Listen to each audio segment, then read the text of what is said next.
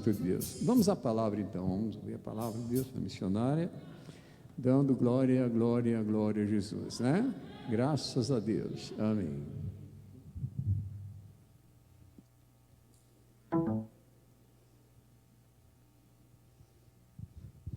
Eu saúdo a Madre Igreja na santa paz do Senhor Jesus, amém?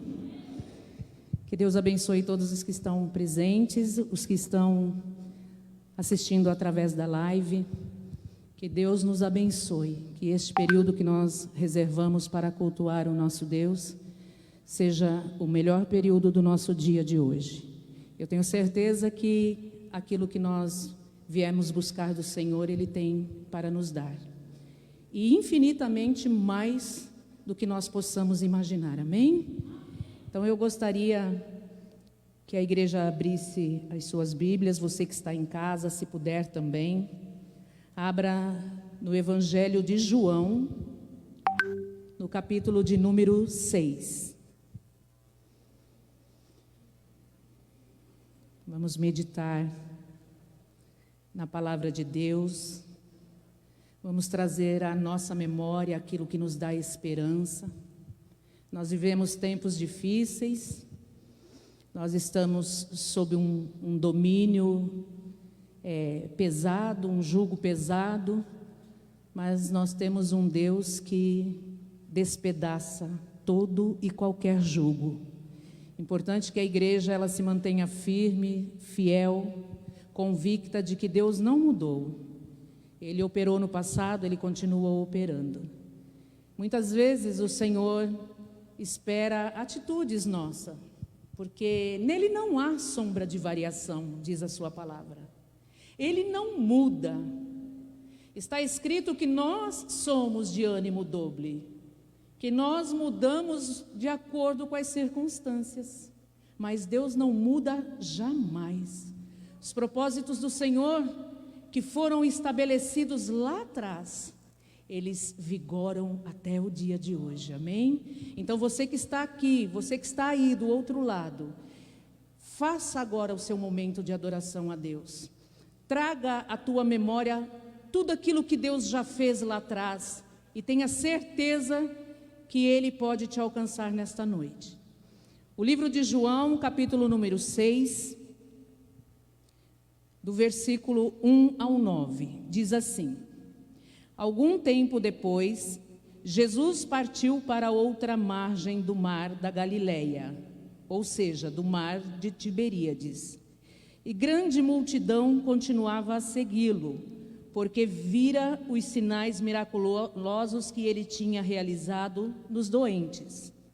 Então Jesus subiu ao monte e sentou-se com os seus discípulos. Estava próxima a festa judaica da Páscoa. Levantando os olhos e vendo uma grande multidão que se aproximava, Jesus disse a Felipe: Onde compraremos pão para esse povo comer? Fez essa pergunta apenas para pô-lo à prova, pois já tinha em mente o que ia fazer. Felipe lhe respondeu: 200 denários não comprariam pão suficiente para que cada um recebesse um pedaço. Outro discípulo, André, irmão de Simão Pedro, tomou a palavra. Aqui está um rapaz com 5 pães de cevada e 2 peixinhos. Mas o que é isto para tanta gente? Amém? Quando nós olhamos para esse cenário aqui, nós não podemos dizer que os discípulos de Jesus não estavam certos. Felipe fez um questionamento que procedia. Ele disse: mas aonde compraremos pão para toda essa gente? Não há absurdo nenhum na fala de Felipe. Ele olha para as circunstâncias, ele olha para aquela multidão a perder de vista e diz: como? Como vamos alimentar esse povo todo? E aí a Bíblia diz que um outro discípulo chamado André, ele entra no diálogo. ele se aproxima do Senhor e diz assim, ó, aqui tem um rapaz com 5 pães de cevada e 2 peixes, mas o que é isso no meio de uma multidão tão grande quanto essa? Então nós precisamos aprender um pouquinho a respeito dos sentidos que nós temos. O ser humano, ele é perceptivo, ele percebe as coisas através do sentido. Nós temos a visão, nós temos o olfato, nós temos a audição, nós temos o paladar, nós temos o tato. E nós temos a percepção do que acontece em nosso entorno, no lugar onde nós estamos, justamente por contemplarmos essas coisas próximas da gente. Ora, eu vejo uma multidão com mais de 5.000 homens, e a minha visão me diz que 5 pães e 2 peixes não pode alimentar esse número de pessoas. Mas nós também precisamos entender que quando se trata das coisas celestiais, quando o Senhor Jesus está presente, quando nós temos uma comunhão e uma intimidade com Deus, nós sabemos que Ele não depende de circunstâncias, não depende daquilo que Ele está vendo, porque Ele é o Deus que muda as circunstâncias. Então o nosso olhar, a nossa percepção, os nossos sentidos, eles podem sim nos enganar.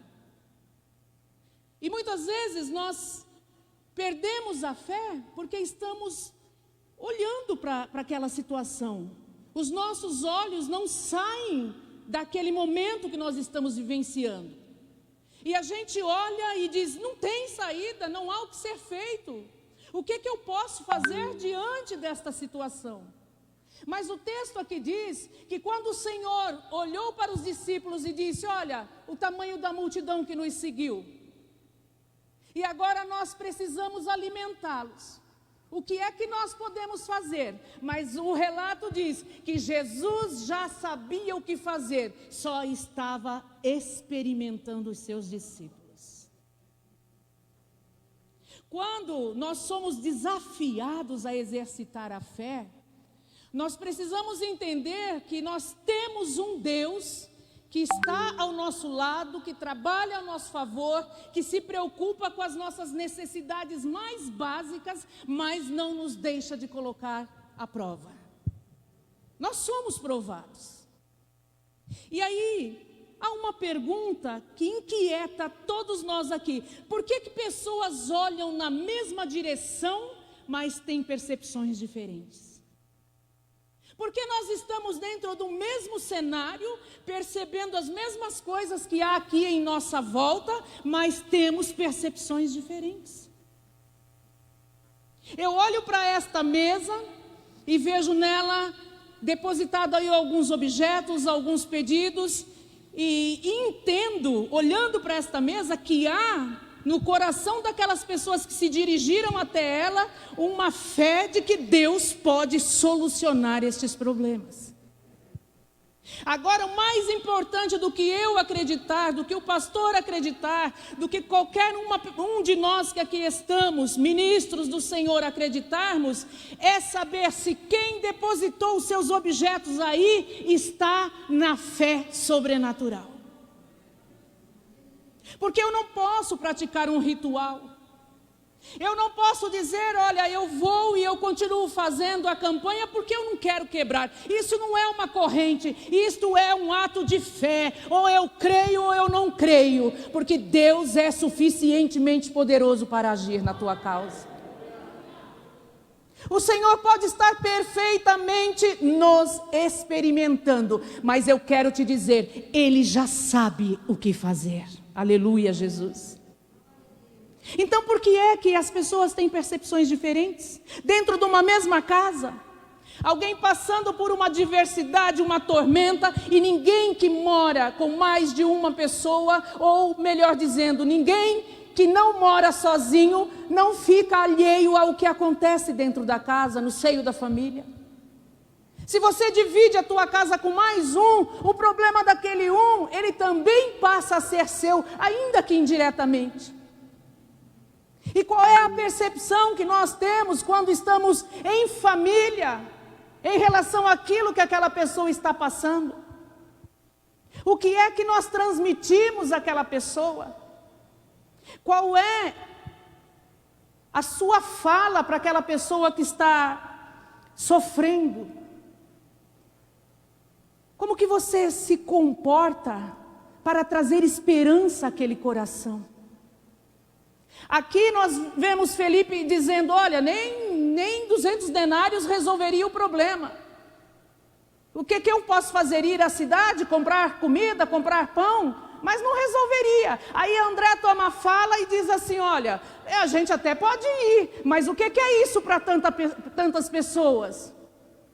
Nós não precisamos de pessoas que nos desanimem, nós precisamos de pessoas que reconheçam que o Deus do impossível está trabalhando até os dias de hoje, aleluia. Então os olhos, alguém já disse, os olhos são as janelas da nossa alma. Com que olhar eu olho para a situação que eu estou vivenciando? Com que olhar eu olho para esse cenário mundial em que eu estou inserido? Qual a percepção que eu tenho? Qual é a percepção que eu tenho a respeito do Brasil? A respeito de todo esse cenário político, econômico? Será que eu olho para dentro da minha família, para dentro da minha casa, e apesar de ver alguém desempregado, alguém necessitado, eu ainda duvido que isso pode ser mudado pela vontade soberana de Deus? Será que eu estou presa às circunstâncias, àquilo que os meus olhos veem? Será que eu não posso ser traído pelos meus sentidos? A palavra do Senhor no Salmo 34:15 diz assim: os olhos do Senhor voltam-se para os justos e os seus ouvidos estão abertos ao seu grito de socorro. Aleluia, Jesus. Os olhos do Senhor voltam-se para os justos. Aleluia, Jesus. É Deus. O salmista, ele diz aqui que ele está atento ao nosso grito de socorro. A quem nós temos pedido socorro? De quem nós temos nos valido? Quantas pessoas não ficam confiantes naquilo que o governo está propondo para nós? Quantas pessoas não têm uma dose elevada de ânimo quando a mídia diz assim: olha, o governo vai liberar um auxílio, vai socorrer o povo brasileiro com um auxílio emergencial, e muitos mudam o seu ânimo por conta de 600, 1.200, 150 reais, 350 reais, mas às vezes não somos capazes de mudar o nosso ânimo diante de uma promessa feita pelo nosso Deus. E o Senhor está nos convocando para olhar sim para as circunstâncias. Quando Ele disse aos discípulos: o que é que nós vamos fazer para alimentar essa multidão? Ele já sabia qual era a medida que Ele ia tomar. Ele já sabia o que Ele ia fazer, mas Ele precisava saber se aqueles discípulos tinham convicção de quem é que estava com eles naquele lugar. Aleluia, Jesus. Nós precisamos ter essa confiança que o nosso Deus, Ele está conosco. O salmista também, no Salmo 141, versículo 8, ele diz assim: pois em Ti, ó Senhor, pois em Ti, ó Deus, meu Senhor, estão os meus olhos, em Ti confio, não desampares a minha alma. Em quem estavam os olhos do salmista? No Senhor. Senhor, os meus olhos estão em Ti. Se nós não tirarmos os olhos do cenário em que nós estamos vivendo, nós vamos perecer na fé. Nós temos que dizer, como disse o salmista: Senhor, os meus olhos estão no Senhor. Em Ti eu confio. Glória a Deus.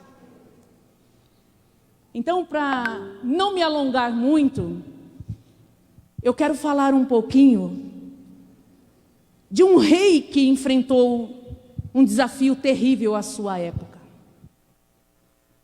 E nós podemos trazer para os nossos dias. Nós estamos vivenciando isto. Nós estamos sofrendo as perseguições por conta desse cenário mundial que nós estamos vivendo. Nós estamos debaixo de ordenanças de homens e não podemos quebrar esses princípios, porque também o Senhor nos ensina a obedecer e a respeitar as leis humanas. Mas muitas vezes a percepção do homem que dita a norma, que escreve a lei, que obriga que nós estejamos debaixo daquele preceito, ela é totalmente diferente daquilo que Deus tem para nós quando nós deixamos Ele guerrear as nossas batalhas. E a palavra do Senhor no livro de 2 Reis diz que Rabsaque foi até a presença de Ezequias e diz assim: assim diz o grande rei, o rei da Síria. Que confiança é essa que você tem, Ezequias? Bem posso dizer que o seu conselho e o seu poder para a guerra são meras palavras. Ezequias não tinha preparo militar, não para aquele momento. Ezequias não tinha um exército para trabalhar a seu favor naquele momento. E o oficial que foi levar a notícia do rei Senaqueribe disse para ele: as suas palavras são vãs, você não tem um exército para lutar contra nós. E ele continua: em quem você está confiando agora para que se rebele contra mim? Recado de Senaqueribe. Você confia nesse bordão de cassino esmagado que é o Egito? Se alguém se apoiar no caniço, ele vai espetar e furar a mão. Assim é Faraó, o rei do Egito, para todos os que nele confiam. Ele estava dizendo: você está confiando no Egito? Vocês estão confiando em Faraó? Ele é traiçoeiro. É nele que vocês estão depositando a confiança? Mas se vocês me dizem: confiamos no Senhor nosso Deus, eu pergunto: não é esse aquele cujos lugares altos e altares Ezequias removeu, dizendo a Judá e a Jerusalém que deveriam adorar somente diante do altar em Jerusalém? É este Deus que você está achando que vai te livrar das nossas mãos? Que presunção é essa de nós sitiarmos Jerusalém e você está aí só nas palavras? Não se prepara para guerrear contra nós. Já não viu falar dos nossos feitos? Já não viu dizer que as nações dos nossos pais todas perderam as suas batalhas para nós? Que nós conquistamos todas as nações vizinhas? Porventura será diferente com vocês? Zombando do nosso Deus. É o rei na sua posição que não declina e que não se inclina. Mas havia um outro rei que conhecia o poder do seu Deus. E é esse Deus que nós temos que invocar para o momento que nós estamos vivendo.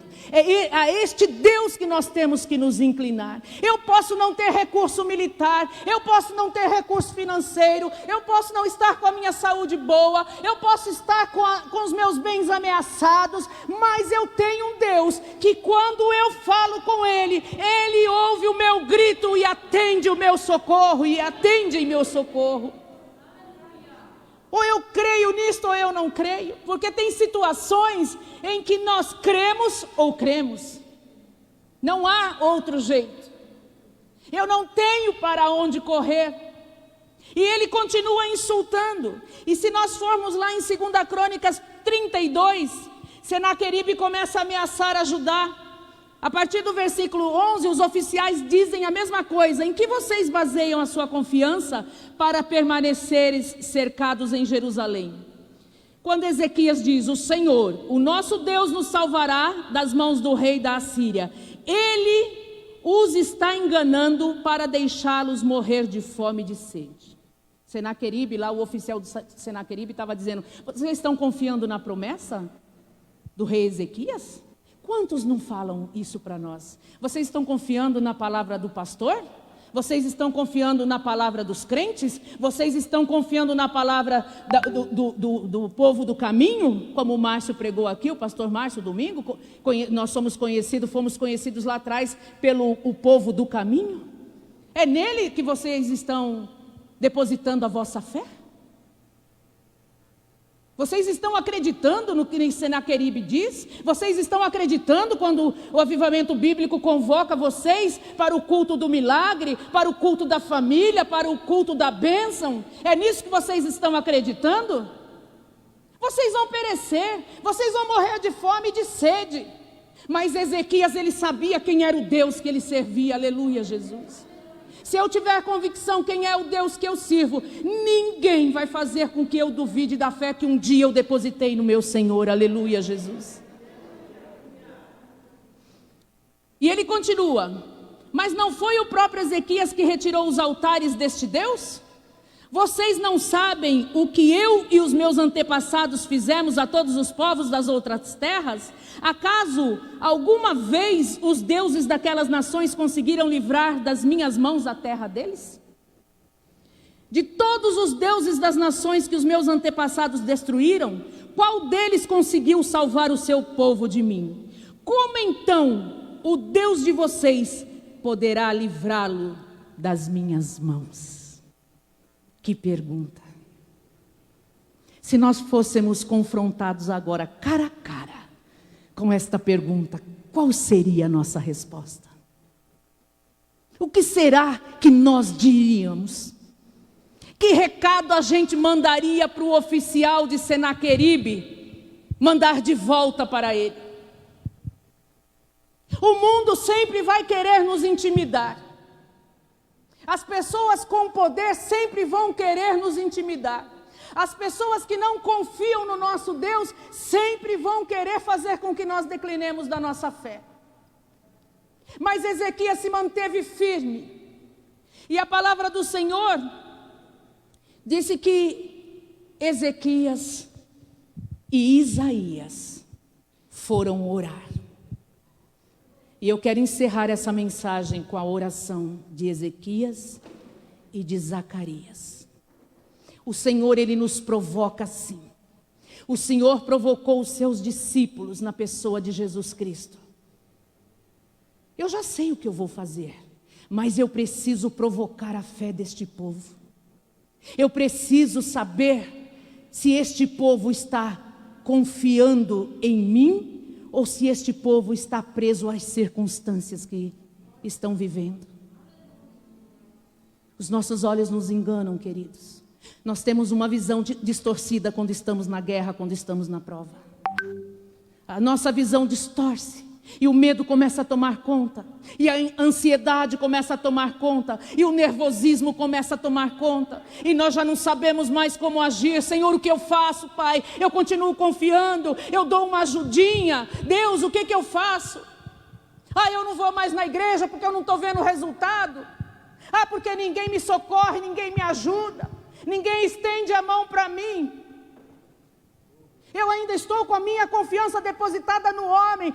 Senhor, 200 denários. 200 denários não é nada. A minha igreja me ajudou, mas o que é aquilo diante do que eu estou vivendo? 200 denários não é nada. Não alimento, não como, não pago água, não pago luz. Mas tem um Deus ali do teu lado dizendo: eis-me aqui, eu já sei o que eu vou fazer nesta circunstância.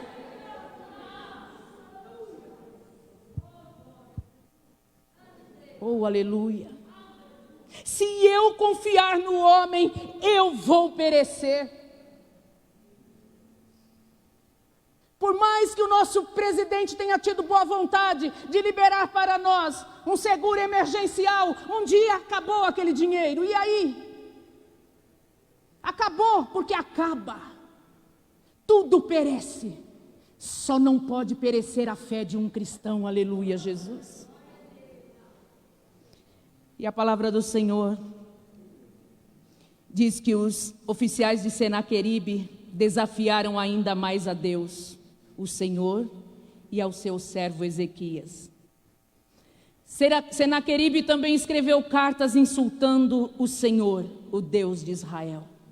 Nós precisamos tomar defesa do nosso Deus. Tome defesa do teu Deus. Seja ousado, seja atrevido. Nem deixa ninguém colocar dúvida no teu coração, não. O meu Deus e o teu Deus é poderoso. Ele abriu o mar vermelho, aleluia. Ele fez cair pão do céu para alimentar o seu povo no deserto. Ele deu codornizes. Ele sustentou seu filho Elias.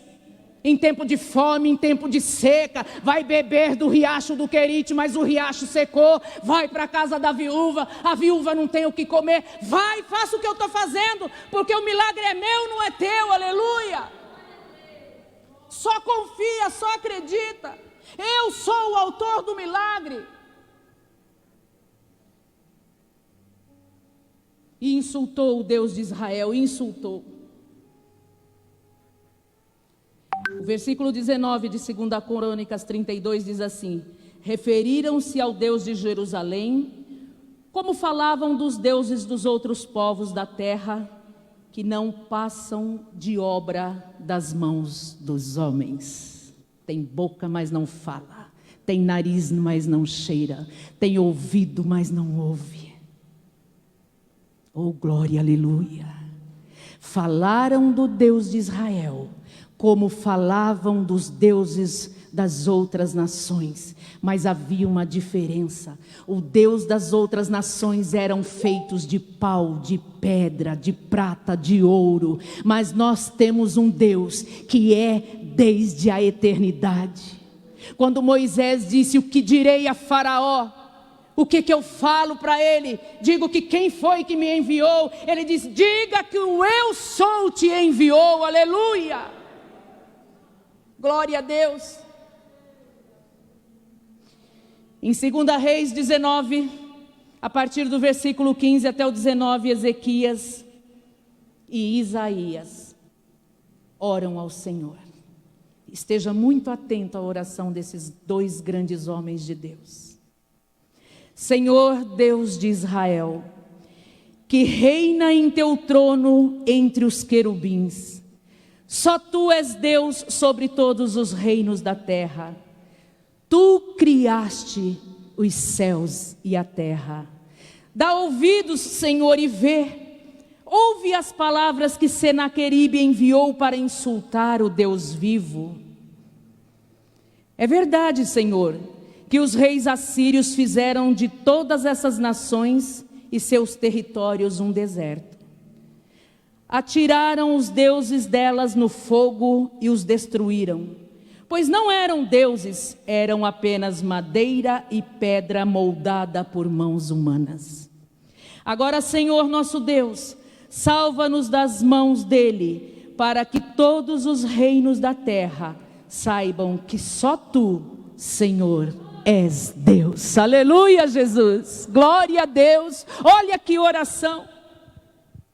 E Ezequias aqui não estava somente tomando as dores do povo, não. Ele estava tomando as dores do Deus que ele cria. Porque ele diz aqui: Senhor, tu és um Deus vivo. E eles estão te tratando como os deuses feitos de pau e pedra. E ele estava incomodado.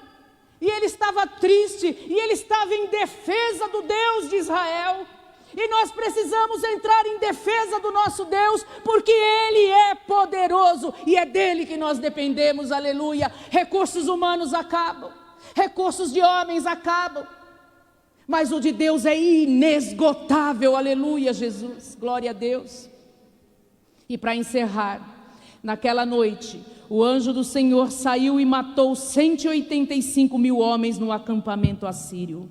Quando o povo se levantou na manhã seguinte, o lugar estava repleto de cadáveres. Se você e eu entrarmos em defesa do nosso Deus, Ele entrará em nossa defesa. O que eu não posso é ser convencido pelo inimigo e nem pelos deuses dos meus inimigos. Eu preciso crer que o meu Senhor é suficientemente poderoso para suprir todas as minhas necessidades. Aqui há um Deus vivo, e o que você veio fazer hoje, você que está aqui e você que está aí do outro lado, aquilo que você propôs no teu coração, faça com fé, Porque para você pode ser impossível. Para André era impossível 200 denários comprar pão suficiente para 5.000 homens.